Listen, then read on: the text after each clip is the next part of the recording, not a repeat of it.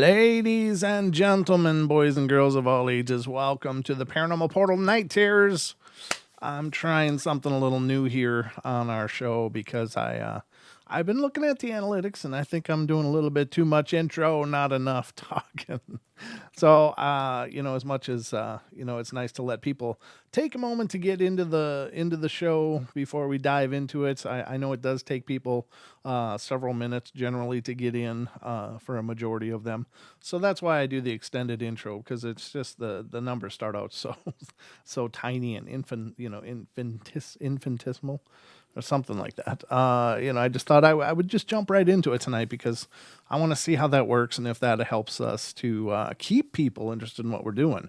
Because at the end of the day, that's the name of the game. We're doing a show to entertain people, and if people aren't sticking around to be entertained, that's not a good thing. So that's the method to my madness right now, ladies and gentlemen. But welcome everybody as you're coming in. Great to see you all. Hello, hello. It's always wonderful. I always get a great swell of pride as I see, people coming in and saying hello. So, this is the Night Terrors, the Paranormal Portal Night Terrors. I am Brent Thomas, your host, and we are getting right into it tonight. Just as a word of announcement, I will be busy even after the show tonight. So we'll get done at somewhere in the neighborhood of 8 p.m. And after which, I'm going to be a busy beaver because I'll be heading over to Lighting the Void with Joe Rupe, which is on the Fringe FM. I'm going to be over there from 9 until midnight. And if you're not familiar with that or you want to check it out, you can certainly do so by going to youtube.com/paranormal portal radio. There is a link and an announcement there as well, and you can check it out. It's my involvement's going to be audio only. I don't know if there's any visual element to the show at all, but just a really cool thing, and I'm really looking forward to it. So that'll be tonight from 9 p.m. Pacific time through midnight Pacific time. I'll be a guest once again on Lighting the Void with Joe Rupe. I think I'm pronouncing that right, and I hope I am. But that'll be an hour after we're done here. Be jumping right back on it. So I hope some of you guys will join us. That'll be great. I don't know if there's a chat room or anything to that nature, but it should be a good time. So I'm really looking forward to the opportunity to meet both Joe and his audience and tell them a little bit about me and maybe about the portal, and we'll see what happens. But it's a great opportunity to introduce both myself and the show to a lot of other people. So looking forward to that. But during the call tonight, or during the show tonight, the call board will always be open. And that's number for that is 720-923-0500. Again, 720-923-0500. And if you ever get confused, you're like, oh, I want to call in. What was that number? Boom, it's right up there. Right above my finger, right under the words Paranormal Portal on your screen on YouTube. So there's one way to get in touch with us, but if you just want to send in a story or some weird happening of your very own, please feel free. You can always do that if you'd rather not be on the air yourself, or if that kind of freaks you out. I'm happy to read stories for people if that's what they'd like. And you can do that by emailing paranormalportalradio@gmail.com. So there's a couple options and opportunities for you to do so. So you can always email. You email, you can call. There's lots of ways to get involved here on the portal. So, and as well as if you're sitting back watching and you got something to say, I do try to check the chat room. If you have a question or something that comes up, I do my best.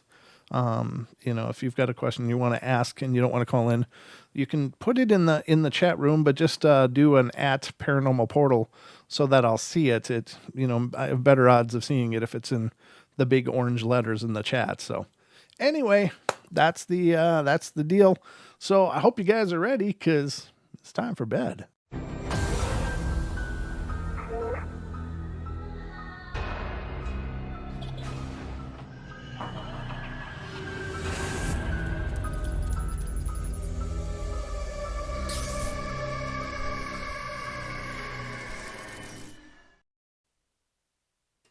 And we are back. We are back indeed. I see Mr. Cade Moya has just come in. Mr. Believe, Australian Paranormal and UFO Radio. Got to check out Believe. a great friend of ours, as well as Duke, one of our mods. He's also busy with his World Bigfoot Radio channel, both of which are on YouTube, so you can check them out.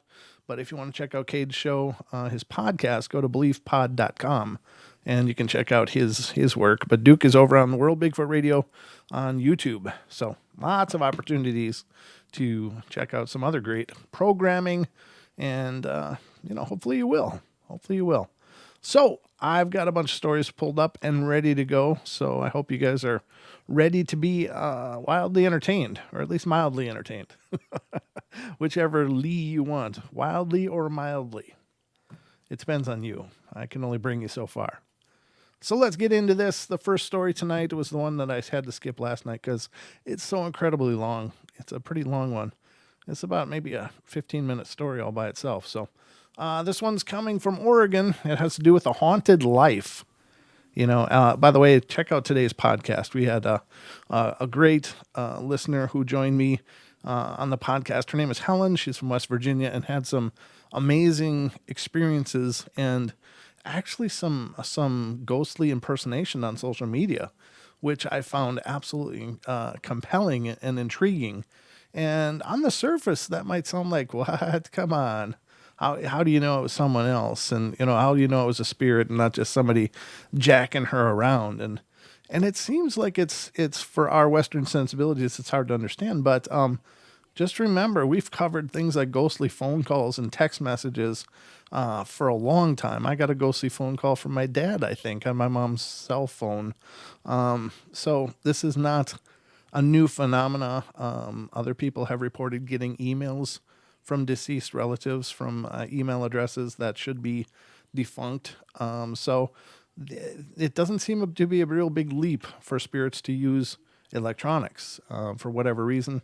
It seems to be quite easy, or entities. I should say entities, because I don't know what they are. But in any case, make sure that you check it out. It was a good show, a really good interview.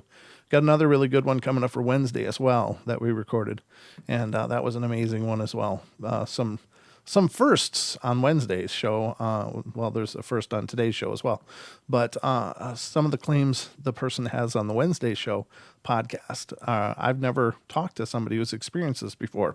So some pretty cool things going on. But anyway, let's get into it. The Oregon story dealing with a haunted life. It says, I come from a Christian family who believes that there can be supernatural occurrences in this world which cannot always be explained.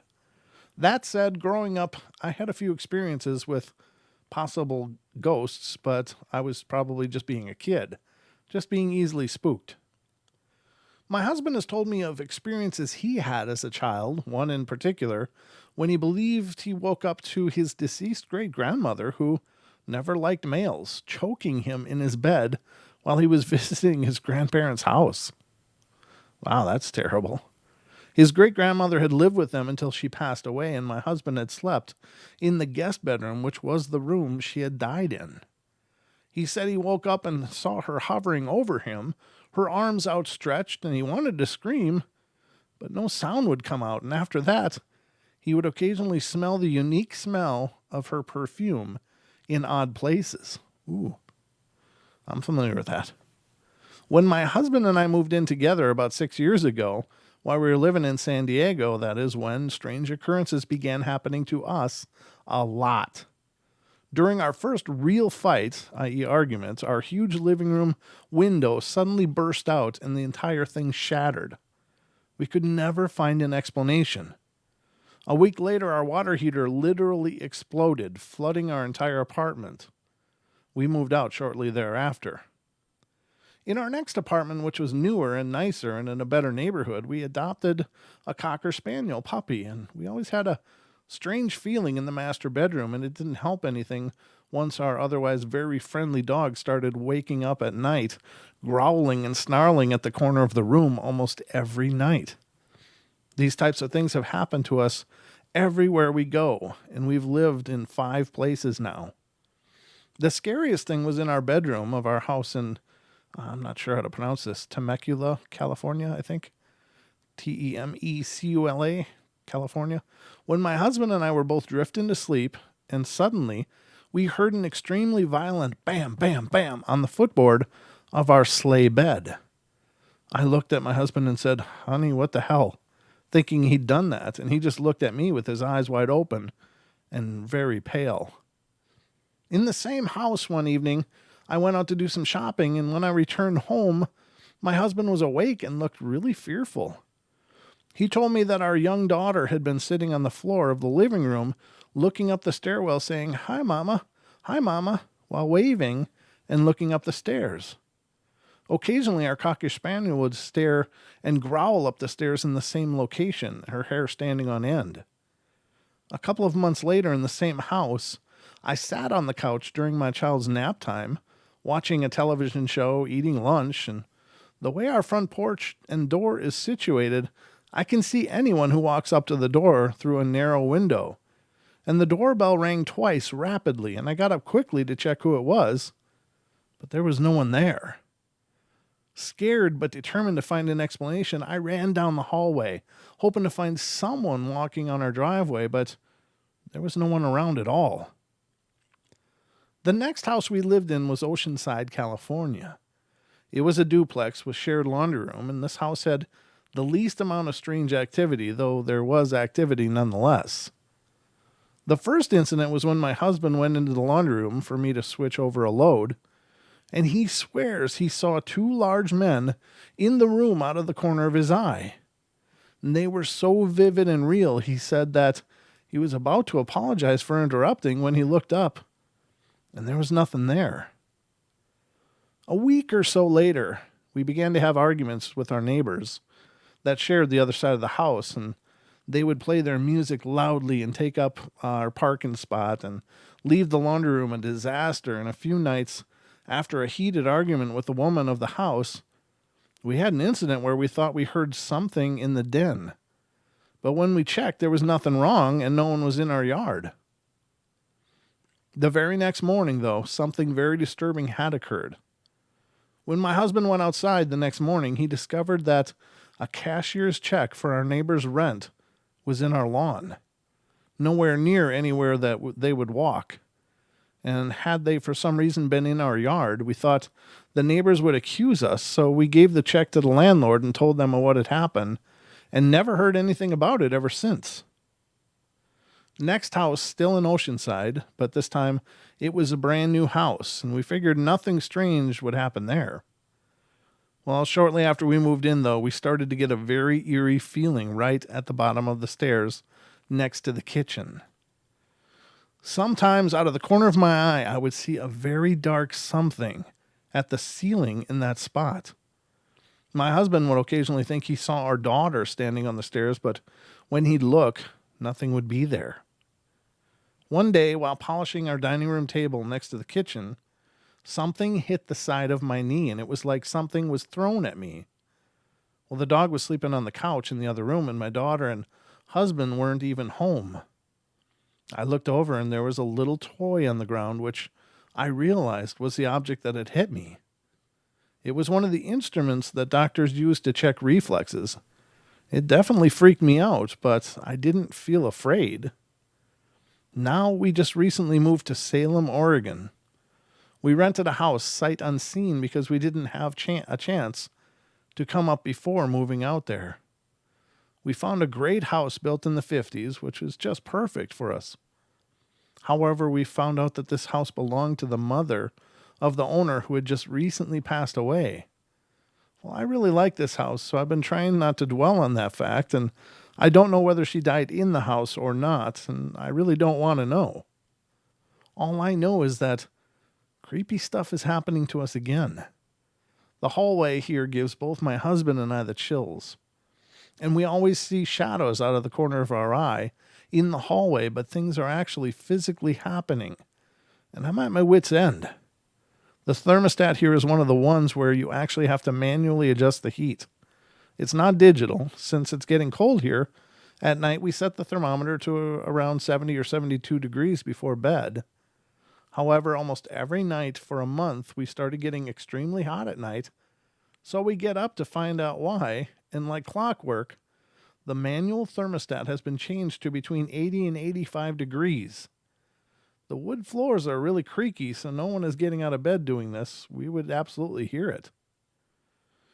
Today we're sitting down watching cartoons, and all of a sudden I hear a click at the motor, and the motor start running, and it startled me so much at first, I really didn't realize what it was.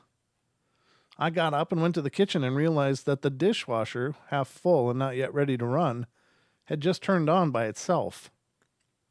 I just found out that I'm pregnant again and haven't been feeling well in the last few weeks, so I'm thinking that maybe the ghost of the woman thinks she's helping me by turning on the heater when she thinks it's cold at night and turning on the dishes for me. And I don't know. I know it might sound crazy, but it's getting to the point where this stuff is just normal to us. I don't feel in danger here, but at times I have this heightened sense of awareness like someone else is here. My dog has also started growling out of our bedroom door at night into the hallway. And one night, the only night I've actually felt afraid, she growled and followed her eyes at something from out in the hall to the nightstand next to my bed. The entire time she was standing up, hair standing on end, and she stood staring right near the nightstand, and finally she stopped growling and lay down, but watched that spot for another hour or so into the night. I don't know what's going on, but my husband and I have thought for years that possibly one of us are sensitive to spirits, and that maybe they're either following us or we just sense different ones in each place we live. We've also noticed a pattern that if my husband and I get to arguing, or if we get in a fight, that is when the happenings occur more often. We have a healthy, loving relationship, and we really don't fight that often, but when we do, that's when it starts up. Sorry if my writing is a bit jumbled, but I just started writing and didn't really format it very well. Any advice or suggestions or thoughts? No negative, please. I would really appreciate it. That's a lot. And with people that have these events that they seem to happen wherever they are, I would guarantee that she's right. That there's a sensitivity to one or both of them. And they're just turning that energy on in the place and probably awakening things that would otherwise be dormant or mildly dormant or whatever. Things that tend to wake up when you do things like remodeling. Sometimes it just takes the presence of a very sensitive person to do the same thing. I don't know. It's a real common thread, and you'll hear me talk about that all the time when we talk to people that are experiencing things. And quite honestly, I think really there's something huge to that the people that are experiencing things, I really believe, are very much sensitive, psychic, empathic, whatever you want to call it, whatever it is that they are. But it's just too much coincidence through thousands and thousands of stories that the same people seem to have instances of precognition, or knowing things are going to come, feeling things all the time. A lot of times these same people will tell me about their senses and how they pick things up and how they know things are going on, and that's it just can't be a coincidence. It's got to be something about it. So I do say it awful lot when I'm interviewing people, like, do you feel like you're psychic or maybe a high degree of empathy? And some of them are like, well, not really, but I did always know when I was going to get into car crashes. That's actually coming up on tomorrow's podcast. And I'm like, yeah, that's a yes. That's a yes.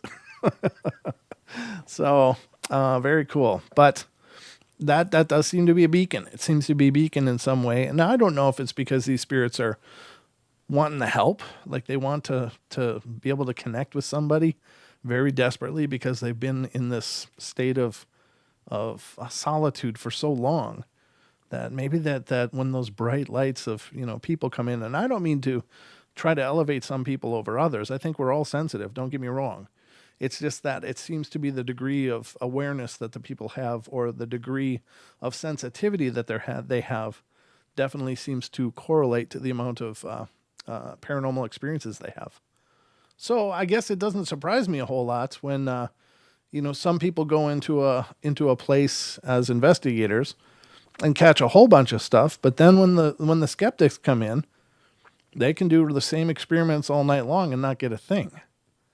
Well, it doesn't debunk the phenomena. It just seems to correlate to that person. Whoever the skeptical person is, they're skeptical because they don't experience things. They don't experience things maybe because they're energetically just almost dead, I mean, maybe they just don't have any kind of attraction for these spirits to make themselves known. They don't have to make themselves known to anybody, but they seem to be drawn to or want to the people who are sensitive. And that's also why I believe people can go on ghost tours and ghost walks. Some people will experience a lot of things, and other people in that same group won't have anything go on. They won't be aware of anything going on. Like some people may see an apparition walk right in front of the whole crowd and have, a friend that may witness something similar, but the rest of the people are just oblivious to it. Well, it seems to be a reflection of either their spiritual awareness and internal activity of their spirit, or their latent ability that they're not even quite aware of.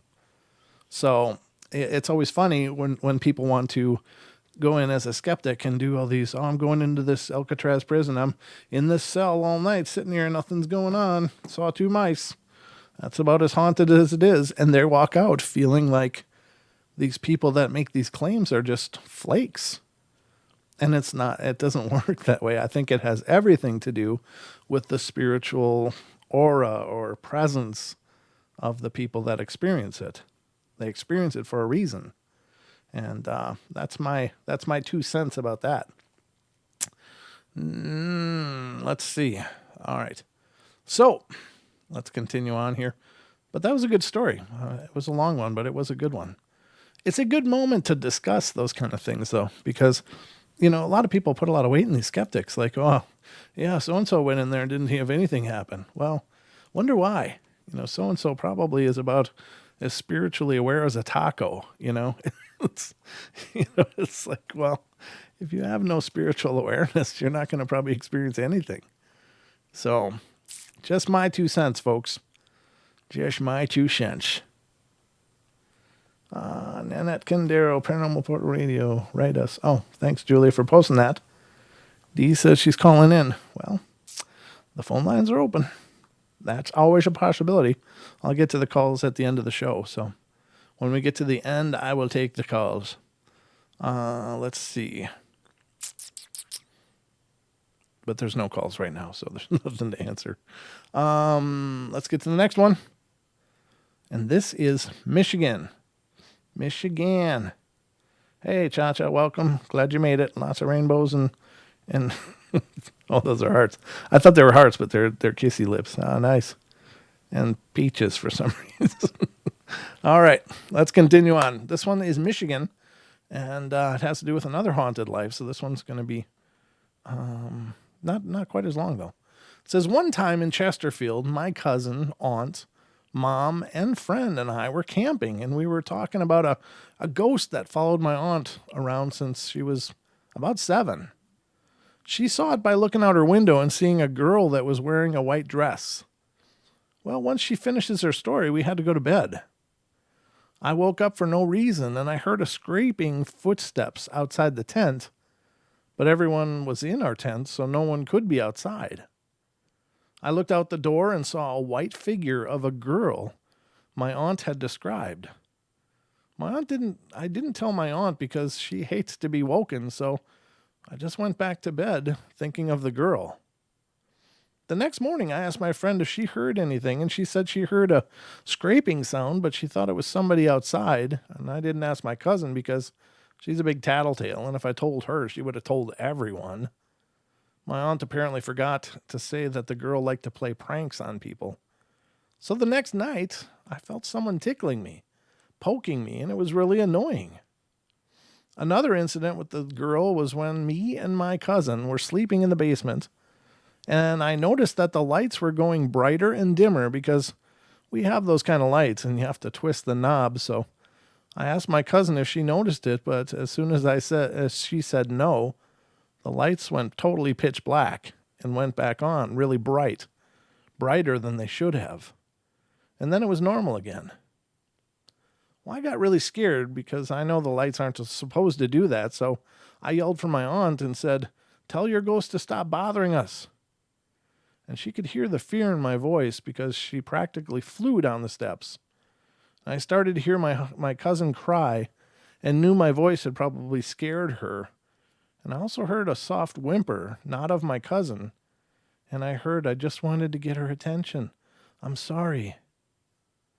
Those are the only time I have had incidents with the girl, but I probably will have more when my aunt comes over again. Huh. Very interesting. Very interesting. It's tough for me. I don't know. Again, these children spirits. Tough. I don't know. I don't like to think that these innocents are just left to wander. That's just not a good thing, and doesn't seem right at all, or just. Okay, so let's go to California. And this has to do with succubus, incubus. Oh, God, I don't think I can read this. And sexual ghosts. Well, I think we're going to skip that one. I don't know. I can just try to scan this. Oh, geez. Yeah, I can't read it. I don't want to go penthouse forum here on you guys. So I'm going to skip those. And basically, if you're not familiar with incubus or succubus, they are a kind of possibly demonic being. I don't think that they're generally demonic, but they seem to be classified in there. But they seem to prey on sexual energy, and they will, I don't know, come to people when they're sleeping and start doing stuff. And that's a tough one. And I was just scanning ahead and read some of this, and it's not the mood I want to set on the portal. But if you're interested in incubus and succubus, definitely check it out. It's a very real phenomenon. It's really happening. But it's just, I don't know, it's kind of odd and creepy and weird, and I don't know what to do with it. But so I hope you guys understand, but I just try to keep the show at a happy, family friendly rating. But this is a real phenomenon. It really does. There are many, many, many claims of this. I even saw practicing occultist did a video on how to summon one if you want to have a quote unquote good time. So I guess, if you want to throw that line in the water and see what you get, good luck with that. I wouldn't recommend it personally. I don't think you just because you call something in, you might be dealing with it for a long time. And yeah, exactly. D says Ghostborn. It's exactly right. I mean, I don't know what else to say about it, but it's at the root of it. It's another presence that's trying to exert its will on people that would not normally choose to engage in those kind of activities. So to me, it's creepy, horrible, creepy, and it's not right. And I certainly, won't perpetuate it by talking about it too much on the show, but I will tell you that it is a spiritual presence, and they can be dealt with in much the same way as any other spiritual presence. You got to do some cleansing. You got to, work on shielding and protecting your home, and, doing a lot of, foundational work with both yourself and your home, and make sure that you got good protection, because I don't know what their end game is. I don't know if it's if there's like a lethality to it, or if it's just hey, I need energy. I'm going to swing by and see if someone has some extra. I don't know what to say. I don't know. But it's a really creepy phenomena. So I'm going to skip that one. I hope you understand. But let's go on to the next one. This one's from California, and it's about miscellaneous. So there's a lot of everything in this, I would guess. And this one is, I think this occurred shortly before I saw that white blur, which is a posting I submitted not too long ago. Also in the house in which I grew up, my parents still live there. So I need to set this up first. During the day, if you stand in front of the kitchen sink, you'll see the exterior of a bedroom on the night extending about 20 feet. The exterior of the bedroom on the right, extending about 20 feet. On the left, there's a smaller room which extends about 10 feet. So that sort of forms a little alcove in front of the kitchen window. The space is wide enough for the washer and dryer to sit side by side. And One night I was at the kitchen table facing the window and I was making a sandwich, so I was looking down and then I heard footsteps outside walking up to the window. Immediately I thought it was extremely odd that I only heard the footsteps only in the area of the alcove, but not before that, especially because the footsteps were of a hard heel. They were loud. Well, I looked up and I saw something white go across the window. Okay, it just dawned on me that this was also something white. Well, then they knocked on the window, but I didn't see anything at all, like someone's hands or arm. And I thought it may have been my brother trying to spook me, and I ran to his bedroom, and he was already sleeping like a log. He's not the kind to hold a straight face when playing a joke, and which he rarely did anyway. And I just knew it wasn't him.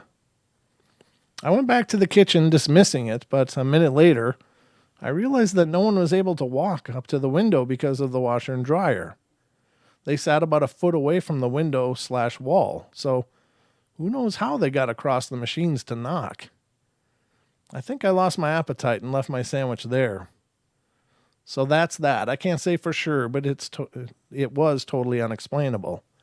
Maybe it was a neighbor trying to be playful, who knows, but that's why I didn't consider this little event to be too interesting.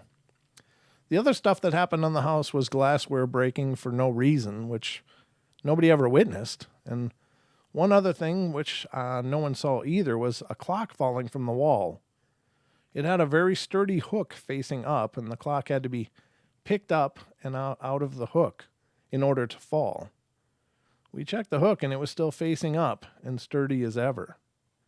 Wow. Lots of strangeness going on out there, ladies and gentlemen.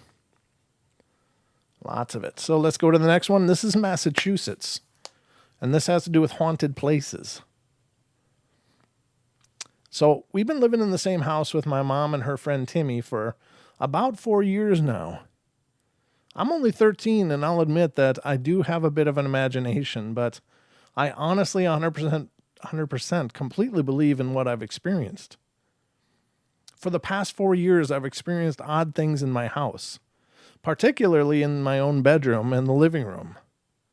My mom switched her bedroom with the living room recently, and I've still felt these odd things. Oftentimes, I'll be in the room in the room for a while, and suddenly something completely cold will come into the room. That's funny. I was just listening to old episodes of The Portal, and I had almost forgotten about it, but there was a night right here while I was doing the show, and something ice cold was next to me. This arm was absolutely freezing, and this arm was not, and my midsection was not, but there was something ice cold right here. So I've experienced that, and it's a very real thing. It was weird, not a bad feeling, not scary, but just like something was there. Now I lost where I was. Okay, so ice cold had come into the room. Usually a room I'm in tends to be rather cold when compared to every other room in the house. I've always been able to just tell when there's something else in a room with me, when someone leaves a room, comes into a room, etc., without even looking up, listening, or anything. Since I've moved into the house, I've felt as though there was something or someone watching me and following me around the house. Just recently, earlier today, I was on Facebook and I felt like there was someone resting on my shoulder and staring at me. And every time I tried to look over without moving my head as not to startle any ghost that may be there, the feeling would completely disappear. Also, I felt a cold thing brush against the nape of my neck, and it's been tingling wildly ever since. I've heard that every ghost seems to have its own recognizable presence, and I know for certain that the person who rested her chin on me is the same person following me. And I've also felt different presences both inside and outside of the house. Now, she said her chin. I find that interesting. Like she was able to discern a gender. Very recently, my mom and I were talking about the history of the house. Apparently, it was built in the Victorian era. And there's not much we know about it. Not much of its history has been, or most of its history has been lost over time. And however, we do know that the owner of the house had 2 daughters. One was supposed to be very kind. Her name was Alice, while the other was very mean and neglected, and her name was Samantha. Inside my front door is a Jewish carving on a green piece of wood that's believed to keep malevolent spirits outside the house. It was already there when we moved in, and we never felt the need to remove it. Sometimes I feel as though the nicer girl is the one following me around the house, considering that there aren't supposed to be any evil spirits inside. However, outside the house is a door that leads down to our cellar. It has a glass window in it, and I have to walk by it to walk to school. And on the first day of school this year, out of the corner of my eye, I saw a girl with flaming red hair and a Victorian-style dress glaring at me as though she wished to kill me. It's one of my most vivid and scariest memories, and I can remember every little detail about her appearance. Sometimes I believe that she's the other daughter and can't enter the house because of the wood carving.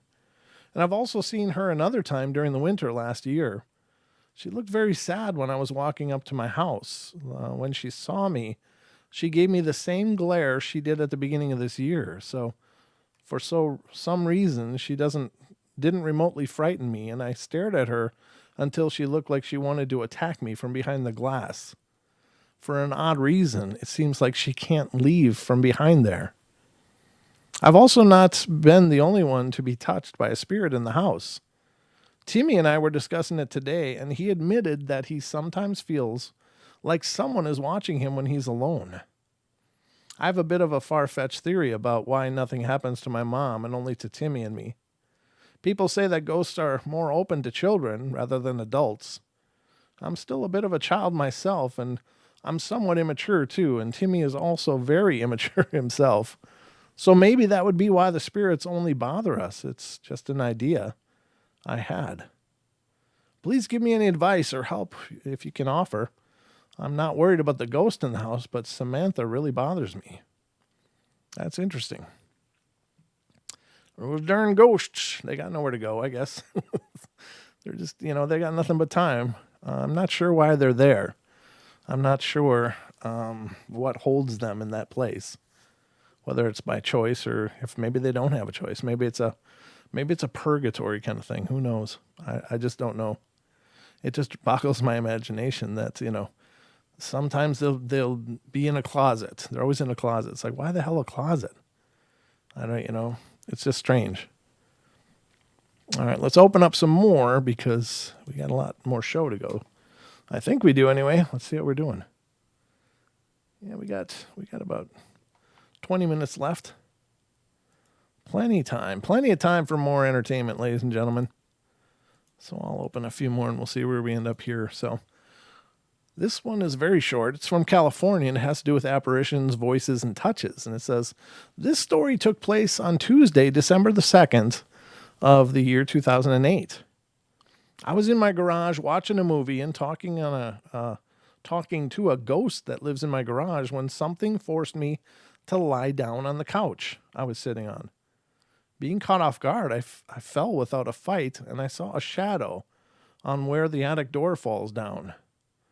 I tried to put my hands up to protect myself. The room went freezing cold, so cold that I could actually see my breath. And as I struggled, more thinking that I was going to die, I felt that another spirit was in the room, and it was floating there on its stomach looking at me. And then, caught off guard again, I closed my eyes and saw a man that has been in many of my dreams. He was bald with pointy ears and eyes like cats, with a row on both top and bottom of sharp, jagged, pointy teeth. And as I saw the man, he smiled at me, reached out for me. I closed my eyes and put my arm over my eyes, and he disappeared along with the shadow. What could have attacked me? Even when I went to sleep, the man was in my dream, and yet again tried to attack me, and he tried to do something to my eyes. I'm terrified, but I don't know what's going on. Recently, my ghost seances have been very weak. I don't know what's going on, but recently the sightings have been more visual and forceful. I need help. I've never encountered this man spirit before, and very few shadow spirits. Please help me. I'm worried. I would encourage you to quit doing seances, probably. It doesn't sound like you're very, very adept at protecting yourself, and I think that that's really key, whether it's a Ouija board, if it's a seance, if it's, something else, trying to create a connection with a spirit, I think you got to be really careful. These are, primarily very blind practices. It's like, is anything there? Well, good job. You just you just green lighted anything there, and sometimes you get anything, and it's not always pleasant, and many times isn't. So be careful if you're going to talk to spirits. Be careful, because we really aren't very good at that. We're really not. Most of us aren't. Some of us are. I got cat hair all everywhere. My cat was up on my chest earlier, and he's got this little angelic light hair, and it just gets everywhere. All right, so we're going to Michigan this time, and this is family friends visit, so this should be good. It says, when I was 12 years old, I lived with my dad in Jennings, Michigan, and during school nights, and my mom in Cadillac, Michigan during the weekends and school breaks. One night in December, I woke up by falling out of my bed. When I looked up, I saw a little boy, and he had to be about 6 years old, and he was very pale and wearing what looked like a sailor suit. He reminded me of a picture my grandfather used to show me of a boy he took a picture of back in the early 40s. The little boy just looked at me and said, "Get out of the house." I was so scared I started to cry, and I cried so much that my dad drove me 30 miles drive to my mom's at 2 a.m. And the next night, my father's house caught on fire. Sadly enough, my older brother passed away in that fire. Wow, that's tragic. Oh, my God. A couple years later, I asked my grandfather about the picture, and he told me it was his first son who died. I told my grandfather about the experience, and he just held me and cried. The little boy holds a special place in my heart. My father rebuilt on the same piece of land and life went on.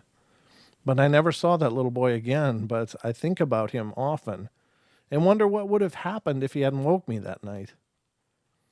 I think you can just look at what happened to your brother and kind of figure that out. Chances are, most of the time in fires, people succumb to the fumes long before they're actually encountering flames. So, most people pass out on unconsciousness from the smoke and fumes of things burning. And so, I'm sure if you were sleeping in a deep sleep and a fire started, that's probably, why, because the air just becomes toxic. That's so sad, so sad. And why not the other boy? Why only one? And I guess it's, nobody can know. I mean, it's hard to understand, but at least one. You got to look at it, the glass is half full. At least one kid was warned and left, because if both children had died, how horrible. I mean, just one dying is just just horrible, terrible. But if both had died, oh my God. All right, let's go to the next one. This one's coming from Kentucky, and it has to do with apparitions, voices, and touches. And it's probably going to be the last one we're going to read tonight. It's another long one. And it says, I've had several strange experiences since childhood, and each time I've tried to disregard it as my own imagination. I was brought up in a family who doesn't believe in anything that is invisible or basically living. Sorry, my eyes are getting watery. The story that I'm going to tell you happened most recently, and then if anyone wants to hear my previous experiences, I'll write them when I have a chance.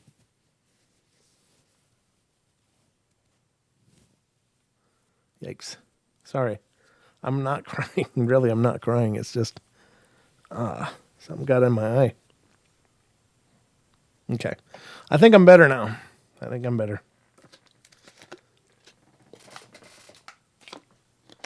might be the incense. I was just burning some incense in here. And I think it got to my eyes. Okay. Hopefully I'm under control now.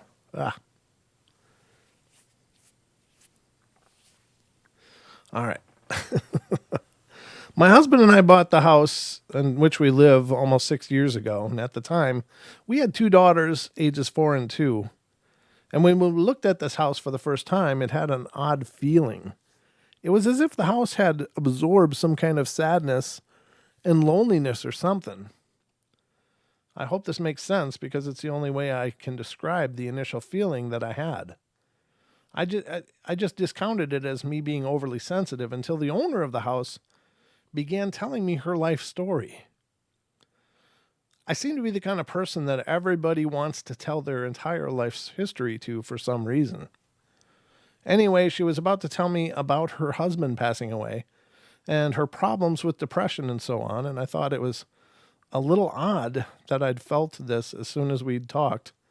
But figured what? As soon as we'd talked but figured it was just a coincidence. Needless to say, we bought the house, and after we moved in, I started to notice things. The children's toys would be playing music or something when no one was in the bedrooms. Again, I discounted this to be low batteries or something. I didn't want to believe it could be anything else, even though I've experienced these things before. 2 years went by and I gave birth to our son, and by that time the girls were both in school during the day, and up until that point, little odd things had happened, but nothing alarming. My son was about 4 months old and sleeping in his swing in the living room on this particular day, and it was just him and I at home alone. And I was using his nap time to catch up on some housework. I turned from the kitchen sink and started to walk through the door into the living room to check on the baby, and I saw her. There was a little girl walking from the hallway into the living room. For one split second, it hit me that it was my daughter, but this little girl wasn't. Her hair was darker, and she wore a nightgown with something on the front of it. I think it may have been a teddy bear or something. She turned her face towards me, and I was startled. She looked as solid and as real as you or I, but her face seemed so strange. I guess it was something about her eyes. She just seemed to be empty, if that makes any sense. I turned away and back. She was gone. I was shaken up and went into the living room to check on my son, and he was sleeping soundly. I tried to tell myself it was just a fluke or something. Maybe I didn't really see her. I'm very self-doubting because I'm always the only person in my family who feels or sees these things at all. I put it out of my mind for a few weeks, and then one night I was in the kitchen doing the dishes. My husband was gone to work, and he works third shift, and I was on the phone with my best friend chatting away and not thinking about anything in particular, and I stepped back from the sink to grab a towel and felt as if I'd bumped into something. It was strange because it felt like something like it was a very light weight. I turned, and she was there. She was so close to me, and I was so stunned that I could hardly catch my breath. Again, I turned away and back, and she was gone, almost as if she'd never been there at all. After that time, I've been up late and heard what sounded to be a child's voice calling, "Mommy." And when I go to check on my children, they are sleeping. The voice is also different, though. Anyone who's a mother will understand what I mean. You always know your child's own voice, even when they're in a crowd of others. Well, it's not just mothers. Thank you very much. Happens for dads, too. Sexist comments. I heard a child in the bathroom next door to my bedroom playing early one morning after that. The child was humming and sounded to be happy playing with the things sitting on the bathroom counter. Again, it didn't sound like either of my daughters, but I sent my husband to check because they know that they're not supposed to play in the bathroom, and there was no one there. Our children were sleeping soundly, so there's no way any one of them could have gone down the hallway and back to their room without us seeing them. That's when I confided in my husband and brother about the little girl. I was reluctant, but I felt I had to tell someone. They, of course, were very skeptical and probably still are. After that, I never did see her again, but something else I've seen only twice. It's totally black. There's no transparency to it at all, and it's the size and somewhat shape of the little girl, and I've seen it moving very quickly from the kitchen and into the hallway, and then once from the living room into the hallway. I have no idea what this means. Did the little girl get angry that I shared her story with the others? I'm not sure if there's any kind of connection between the two, but I feel that there has to be. The black figure only appeared after I no longer saw the little girl. If anyone has any suggestions or advice, please feel free to post it. I'm new to this, and I'm greatly enjoying reading stories and encounters. Um, I would think that's a bad sign. So once she told someone else about it, it became a little black figure shape. I'm thinking it's probably not a little girl at all, and was just choosing to be a little girl because this is a mother. I mean, what better way to get somebody to open their heart and lower their defenses to think there's a little girl? So I'm thinking that, if it's just appearing like a little shadow now, that's a bad sign to me personally. I don't like that at all. I don't think that's good. So you'll have to tell me what you guys think in the comments if you would, because I think that if something starts out as a little girl and then becomes a shadow, and that's all you see, and it doesn't look like a little girl anymore, just the same size, you might have a big problem. So I got, is the stream lagging, guys? I got a red bar again, and I'm not sure, but it seems to be having issues. And not on my streaming software, but on YouTube, it's saying it looks like it's got a red. Okay, so I'm not buffering or anything for you guys. Okay, demons will appear like innocent child, usually a girl. You're right. That's absolutely right, Tracy. I agree wholeheartedly, and I think that's very intentional. If you look at a demonic or a really dark entity that wants to feed off of you, they have to get through your defenses. They got to get you to open up and allow them to come through you, your aura, your shields, whatever you want to call it. And the quickest way to do that is to appear like a helpless little child that's scared and alone. Now, the other clue is that when she looked at the little girl, it looked like she was empty. It wasn't like she got this curious little smirk or smile like she wanted to look at the baby. It was just, possibly moving towards the baby because, that's an easy target maybe. I don't know. But very strange, very, very strange stuff. Okay. Well, I assume then that the stream is okay, right? Okay. Let's do one more story here. Let me close this one. This one's not too bad. I'll do this one and this will be it. This one's from Hawaii, and it's a psychic medium story.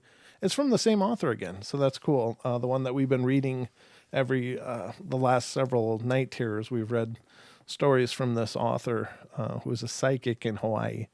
Pretty cool. There's still no calls, okay, which is fine because we're almost at the end of the show. So this is from a recent encounter at the Gate to Nowhere. I wanted to talk about the other things I experienced there. I didn't mention them in my last published encounter. I just didn't have time or the inclination to do so. The orbs followed me everywhere, and it started with just a few, maybe 15 or 20, but as each minute ticked by, the numbers started to grow. Within the first 5 minutes, the energy orbs had grown to upwards of 50, maybe 75. Within 10 minutes, I was having trouble seeing beyond the masses of white and gray. The orbs were so thick in places, I couldn't see through them at all. The odd thing here, if I stepped outside the large rocks separating this land from the gate, the orbs, stayed within the perimeters and behind the rocks and gated area. I could see the masses had grown to well beyond the hundreds, maybe even a few thousand orbs covering the landscape, and I had never seen anything like this before. I kept cleaning my glasses thinking maybe I was just seeing things, but I wasn't. It was an exceptional night for activity, an understatement, right? Misty figures as well as the voices were seen and heard all around me, but I had trouble breathing. The air was so thick, just too thick, with ectoplasm, and I had to keep wiping my face with the heavy web-like strands landing across my body, and it was a dry, very still evening, but I was soaked. I wore a one-piece swimsuit with shorts, and it is like I took a swim in an ectoplasm sea. Ghostly figures of various sizes were following my every step. With each step, I grew more tired, and yet I didn't feel threatened in any way. It was an oddity to them, a rare appearance. I don't believe anyone with my gifts had ever visited before, and they grew in number, by the minute. The only problem I was having, I just couldn't catch my breath. It's like slowly drowning, but if I stepped outside the area, the atmosphere became normal and I could breathe again. Example, imagine yourself closed within a small closet. You're inside the closet for close to an hour and the air is getting stuffy, too warm, and you become damp with perspiration. Imagine that you cannot take it anymore, and you open the door to leave, and instantly you're greeted by fresh air and a feeling of refreshing coolness on your damp skin, and this is what it was like for me, stepping from the internal paranormal area to just outside the haunted perimeter. They didn't follow, and I don't think they wanted to step outside. Maybe they can't. But I could take my photos from the sidelines without things clinging to my face and covering my eyes or glasses. I added a few more photos to the website's defunct, so we tried that a long time ago on this website. But this has the highest degree of activity ever encountered by me, and I've been exposed to a lot over 45 plus years. Feel free to peruse my photos. Wish I could, but we can't seem to get to them. But very cool. I don't know. Very bizarre. But there's places like that, you know? There are places like that out there. Yeah, there's no website. I'm just looking at the profile of this poster, and there isn't. But very cool stories all the same. But anyway, ladies and gentlemen, I think that's going to wrap it up again. I'm going to be on Lighting the Void with Joe Rupi later on tonight, which is going to be on the Fringe FM. I'd love to see you guys there. You can find a post about it on either my Brent Thomas Facebook page or the Paranormal Portal Radio Facebook page, so facebook.com/Paranormal Portal Radio. I'd just like to encourage any of you out there listening, if you've been listening to my streams for a while, please subscribe. Please help us out that way. And please like the streams if you would. That would help us a bunch. If you do happen to listen to our podcast, which again is entirely different from our YouTube shows, you can do so by going to Pandora, Spotify, iTunes, iHeart, and many, many, many more, Podcast Addict, et cetera, et cetera. And if you listen to them and you like them, please leave us a good review. It certainly helps those platforms to encourage other people to check it out that may not normally have come across it. So it would mean the world to me. I'd appreciate any help you guys can give us in spreading the word about the Paranormal Portal, and of course, making sure you're subscribed and hit the notifications yourself. That would be awesome. But essentially 7 days a week, 7 p.m. Pacific Standard Time, there is a portal going on. So I hope you guys will continue to support it and continue to share news about it to people you know that love the paranormal. So I guess that's it for me. I love you all. Be good, be kind, be nice. Take care of each other. Help each other out. Find the magic in every day, and remember to laugh as much as you can. And wash your hands. All right, love you guys, and sweet dreams.